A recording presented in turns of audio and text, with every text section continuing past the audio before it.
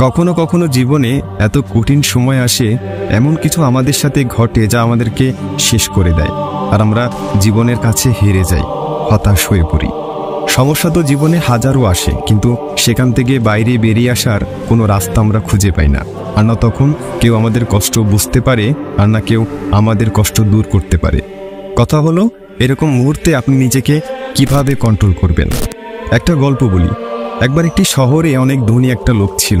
সে অনেক বড় ব্যবসা করত, আর তার জীবনের সমস্ত রকমের সুখ ছিল। বিলাসিতা বলতে যা প্রয়োজন তার সব কিছুই তার ছিল। কিন্তু একদিন তার জীবনে এমন সময় আসে যে তার ব্যবসায় অনেক বড় ক্ষতি হয়ে যায়। তার সমস্ত সম্পত্তি নিলাম হয়ে যায়। সে সারা জীবন যা কিছু অর্জন করেছিল সেই সব কিছু কিছুদিনের মধ্যেই শেষ হয়ে যায়, আর রাতারাতি তার সব কিছু বদলে যায়। এমন অবস্থায় সে এতটাই ভেঙে পড়ে যে সে মনে মনে ভাবে, এই জীবনের থেকে ভালো আমি এই জীবনটাকে শেষ করে দেব, আত্মহত্যা করে নেব। আর এটা ভেবেই সে শহর থেকে দূরে একটা পাহাড়ের উপরে যায়, যেখান থেকে সে লাফ দিয়ে আত্মহত্যা করবে। আর যখন তিনি ওখান থেকে লাফ দিতে যাবে, তখন ওখানে একটা লোক বসা ছিল।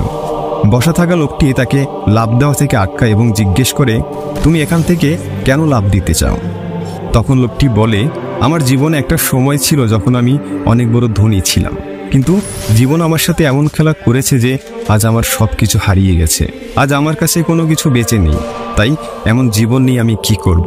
এর থেকে ভালো আমি নিজেই নিজেকে শেষ করে দেব। তখন ওই বসে থাকা লোকটি তাকে বলে, তুমি তোমার সম্পত্তি হারিয়েছ, নিজেকে হারাওনি। সম্পত্তি রোজগার করার ক্ষমতা, বুদ্ধি তোমার কাছে কালকেও ছিল, আজও আছে। সময়, পরিস্থিতি এগুলো বদলে যায়। কাল তোমার ভালো সময় ছিল, আজ খারাপ সময় চলছে। বিশ্বাস রাখো, আগামীকাল আবার সেই ভালো সময় ফিরে আসবে। মনে রাখবে, আশা কঠিন সময়ের সবথেকে ভালো বন্ধু।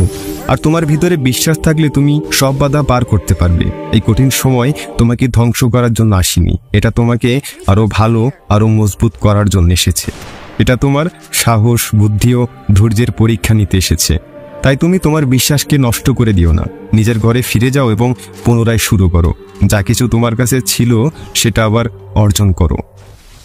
এই লোকটার কথা শুনে ওই ব্যক্তিটির মাঝে নতুন করে আশার আলো জ্বেলে ওঠে। সে ভাবে, সত্যিই তো, অর্থই তো শেষ হয়েছে, আমি তো শেষ হয়ে যাইনি। আমার পরিচয় কি কেবল আমার সম্পদ? সম্পদ আমার কারণে ছিল, আমি সম্পদের কারণে নয়। আর আমি চাইলে আবার সম্পদ রোজগার করতে পারি। এরপর ওই লোকটি শহরে ফিরে আসে আর নতুন করে কাজ শুরু করে। আর কিছুদিনের মধ্যেই সে আবার ধনী লোক হয়ে যায়।